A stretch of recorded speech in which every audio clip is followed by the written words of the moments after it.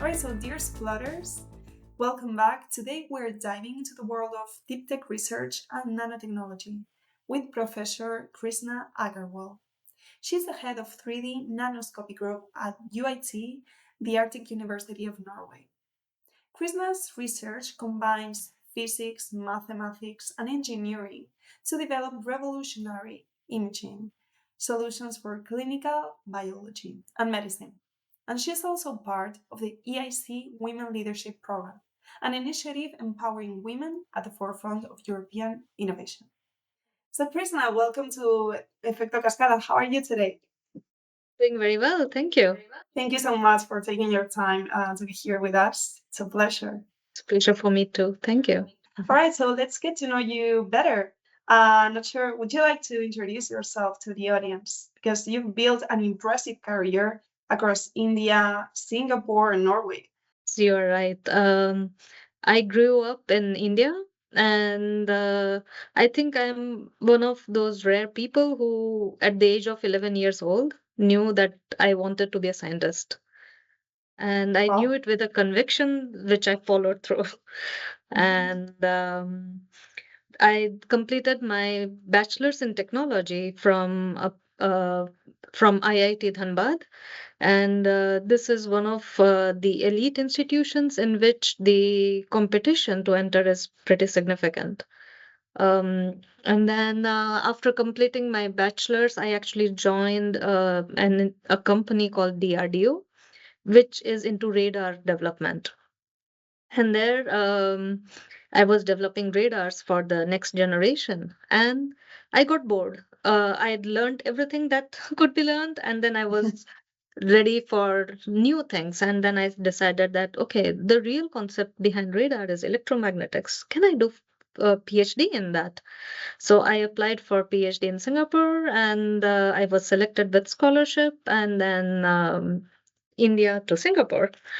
Um, After doing my PhD there, I did one postdoc in a very interesting field where I was looking into these electronic chips that go into our phones. And then I joined as a postdoc in the only international campus of MIT.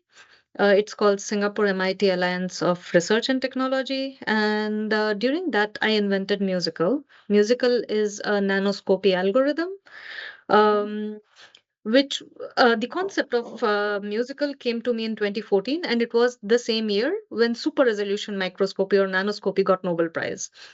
And my my immediate superiors were like, Krishna, you're late by just a few years. And I said, "Oh, it's okay.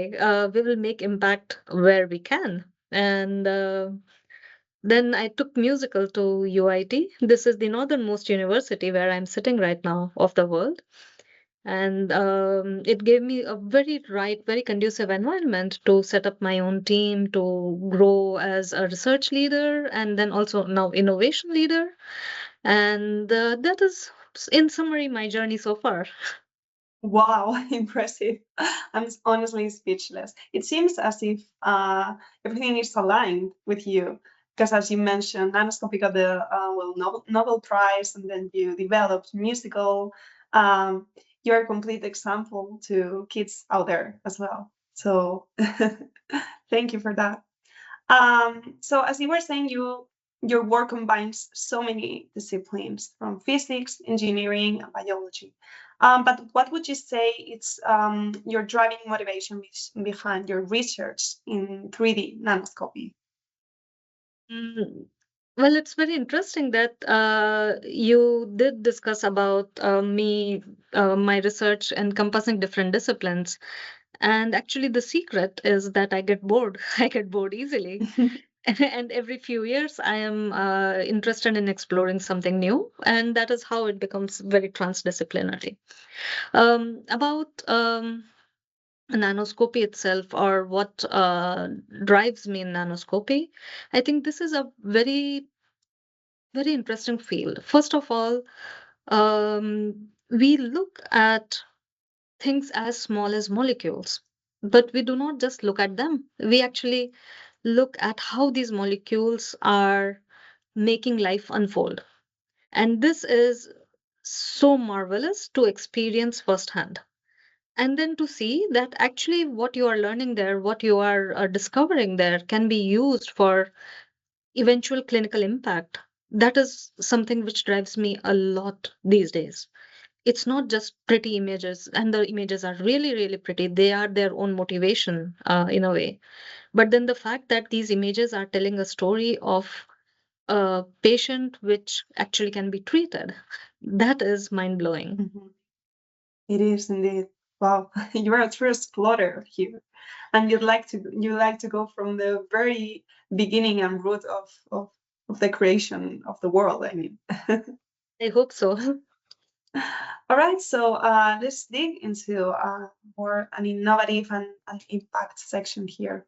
So you're studying right now at UIT, but your team there is developing cutting edge and imaging tools that could transform, as you were saying, how we see the microscopic world. Could you tell us about one of your recent breakthroughs or maybe ongoing projects that excites you? As a scientist, I want to talk about so many things, so many exciting things happening in my group.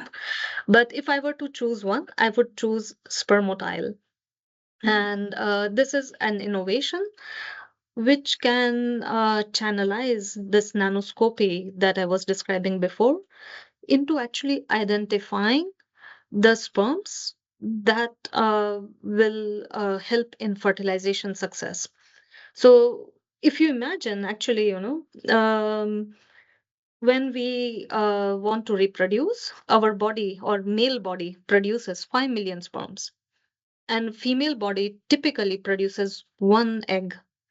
If we are doing artificial stimulation, then there may be multiple eggs, but 12, 20 maximum, right?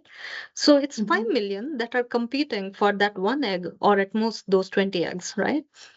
And even if we take this all under the lab and there is an expert who knows exactly how to see the sperm, how to identify the high quality sperm, there are still 5 million candidates to choose from, right? Wow. And this is then a difficult problem to solve.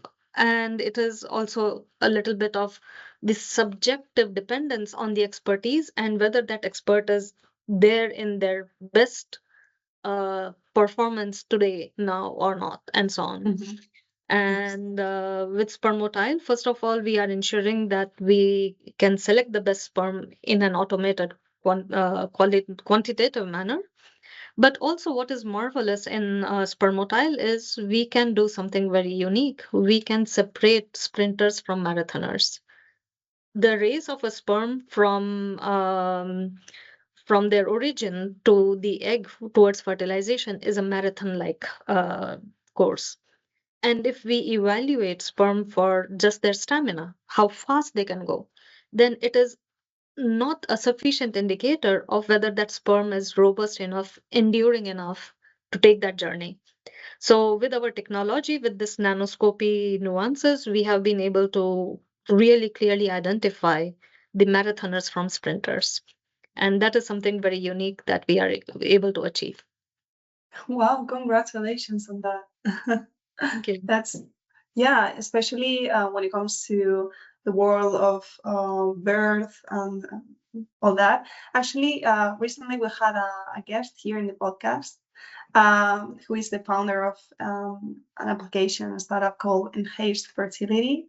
And herself, well, she was diagnosed as not being fertile, but she took the problem and decided to create this solution where she helps women throughout the world to, well, perhaps increase the success rate now in fertility.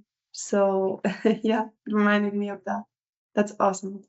Yeah, And and her story, sorry, her story is not the only story out there. I have met so many uh, friends who are facing fertility issues, and the psychological burden of undergoing a fertility treatment is immense.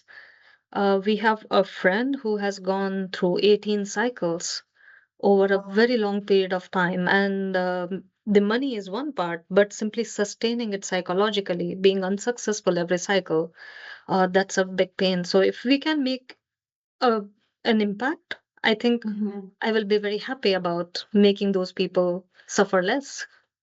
Yeah, absolutely. Because it's, as you were saying, it's not just the economic part of it, but being perseverant here, it might, well, bring a lot of struggles. But Yeah. science, I mean, here, nanotechnology is proving that these things can be changed, at least for the happiness. All Yes. right, so Krishna, you are a EIC Women Leadership Program beneficiary, a program that supports women researchers and entrepreneurs across Europe. So, for those who may not know it, could you perhaps briefly explain a bit further what the program is about?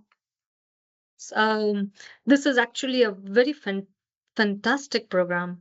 And what it does is it gets these women who can actually make a difference together, and it gives them practical tools, practical training to employ in their daily life as innovators, as researchers, as women on a day-to-day basis. There can be something as simple looking as time management. But if you know the right tools, if you know how to think about time, and you know how to distribute it in such a way that you don't feel pushed, that can be an asset itself. And it's just one of the many topics.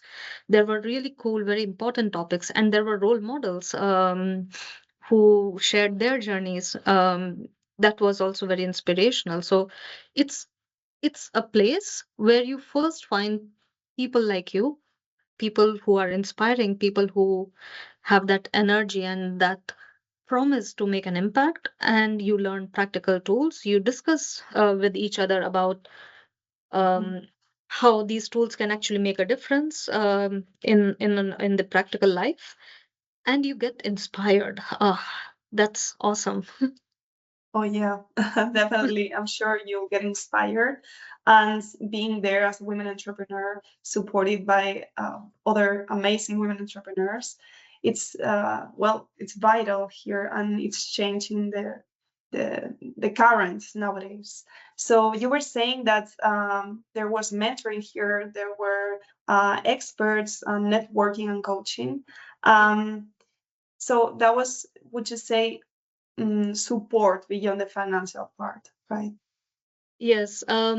So there were, of course, these training sessions, and there was individual mentors and coaches that we could select. And I was very lucky to be working with an extremely good coach and an extremely good mentor. And I'm still working with them. That is the level of positive impact and contribution they have had. And my coach and mentor, they were more hands-on with what is needed towards my entrepreneurship journey, what is needed, Mhm. what gaps do I need to fill right away, and what should I prepare for in the long term.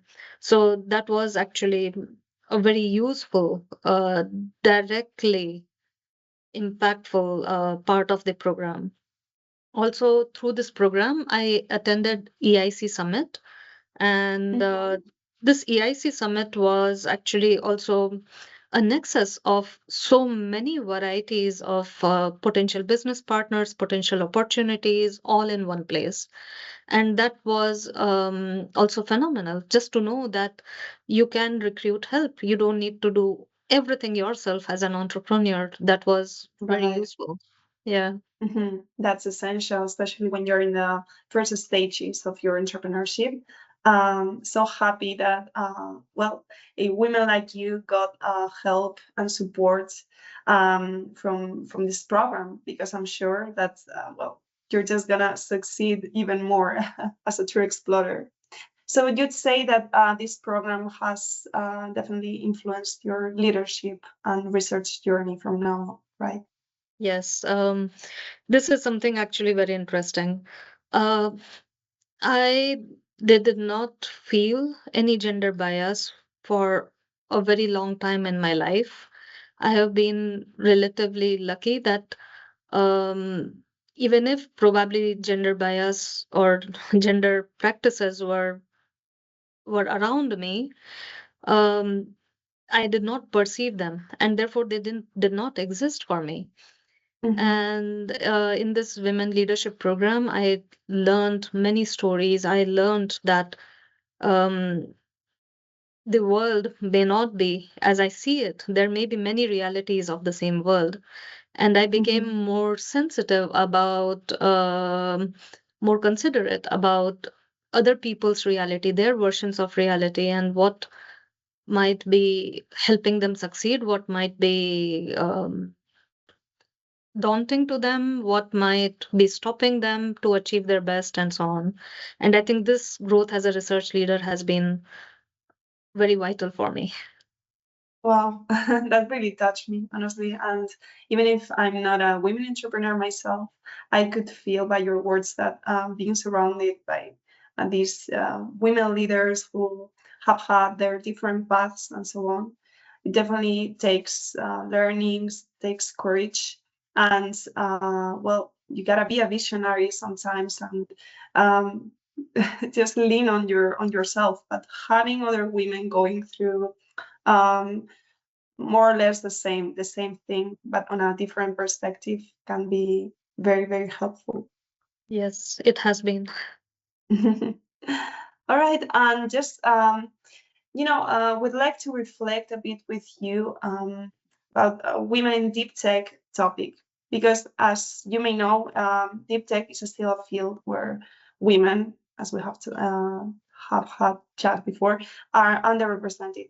So, from your experience, even if you told us that you didn't feel this biases, what are the main barriers that you'd say women face, when advancing scientific or entrepreneurial careers?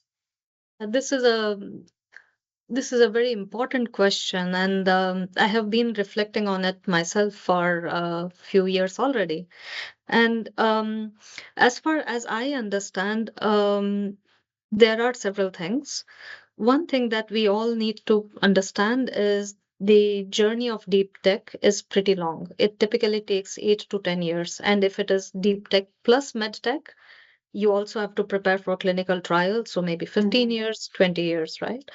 And that length of time is significant pro- to also present changes in your life situation. And what I learned in this women leadership program through other stories is that women often face not just the responsibility of childbearing, which is, biologically, women have to bear child in the current spectrum of solutions that we have. Um, but the child rearing also falls on her, even Mhm. irrespective of whether they are in Europe or the US and so on.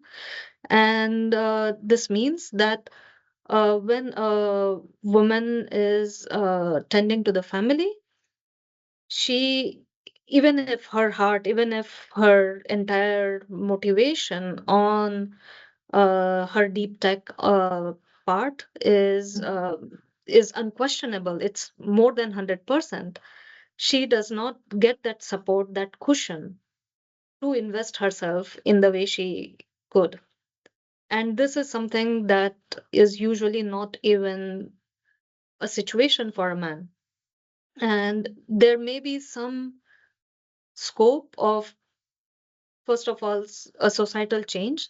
At least child rearing, bringing up children, could be considered a shared responsibility, and not just in words, actually in practice, so that women feel that they are supported and they are not being burdened because of this.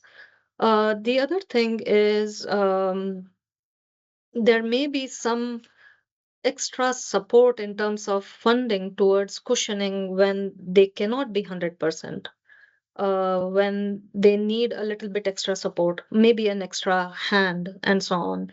There are some societies, I am from India, and there sometimes there can be a big income divide. And it turns out that women with a little bit better financial status in the family, they may be able to recruit domestic help more easily. But this is something which is not possible in Europe, which is also not a norm in Europe. But maybe the extra help is needed at home. Maybe the extra help is needed in their work in deep tech and so on. And that is something that could be considered.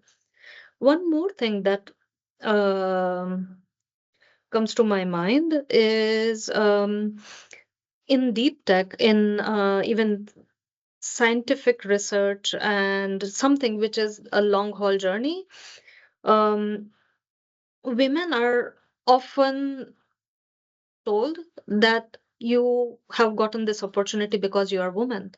And that takes Oh. that sense of credibility, Mhm. that sense of, them having earned the opportunity down. And it is sometimes said in a direct manner, it is sometimes said in an indirect manner. And one of the challenges that it puts is that women feel that they have not earned the opportunity. This is something that really needs to change. Um, the fact that we are women is a part of our being as much as the fact that someone else can be a man, right? And Mhm. somehow the conversation should be about whether we are deserving the opportunities we are getting, whether we are competing fairly, and so on. So when there are some funding programs which are women only, then women are competing among themselves, and then there is no question about you got it because you were women. Probably the bias comes from there was a bag of money created for you because you were women. But then I think this can be offset very easily by creating an equal bag of money which is only for men. And then there could be a general competition, there could be a third bag of money which is open to all, Mhm. right? So some things, some tools which do not say that women get the opportunities because of their gender is very important. And this is something where I think a lot can be done in a formal sense. Yeah, these are my Thank thoughts you, on the topic. Krishna. Thank you, Krishna. You said rather important messages here, which are not often thought of.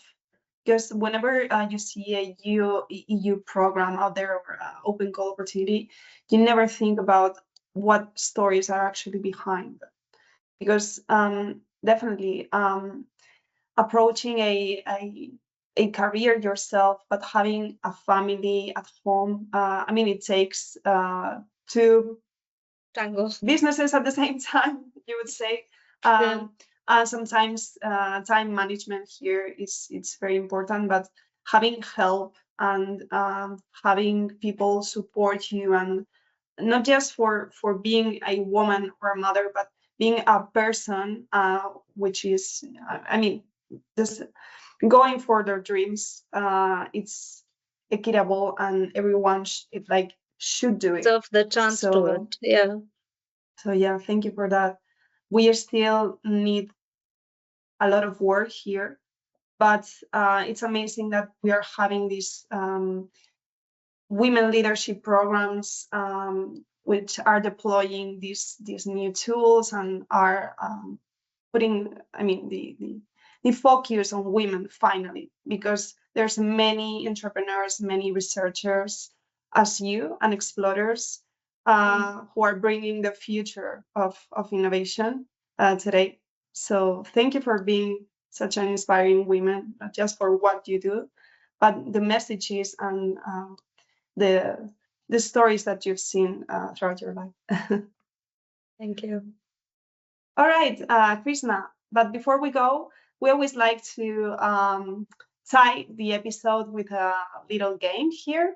So, since you are the first women entrepreneur who is interviewed in this episode today, before we wrap up, we like to end with you offering us a fun fact, if it's okay for you, a piece of advice, even more if you'd like, because you've given many today. And then, last but not least, a question for the next guest. It can be anything, doesn't have to be EU related can be what's your favorite dish or color?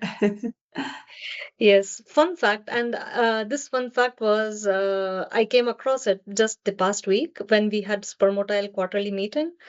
Our clinical expert told us that there are certain fruit flies who have sperm which is 20 times their body size. I do not know how these sperms are present in their bodies, and she said that it's coiled.